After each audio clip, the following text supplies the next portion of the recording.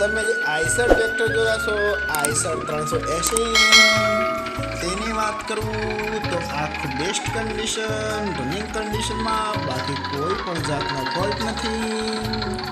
MRF કંપનીના આગળના tyre જોવા મળશે આખા જ રનિંગ કન્ડિશનમાં, અને પાછળના ટાયર ભાઈએ રિમોટ કરાવેલા છે, આખા ન્યૂ રિમોટ કરાવેલા છે. બાકી કોઈ પણ જાતનો ફોલ્ટ નથી. આખું બેસ્ટ કન્ડિશનમાં ટ્રેક્ટર જોવા મળશે.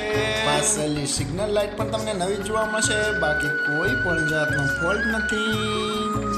હાઇડ્રોલિક પણ આખું કમ્પ્લીટ કન્ડિશનમાં, બાકી કમ્પ્લીટ કન્ડિશનમાં બધું જોવા મળશે.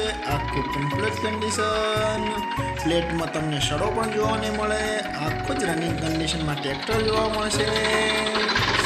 ઉપરના કલર પણ સારી કન્ડિશનમાં, અને કોઈ જાતનો ફોલ્ટ નથી. ધુમાડો પણ ટ્રેક્ટર ઘાટી નથી રહ્યું.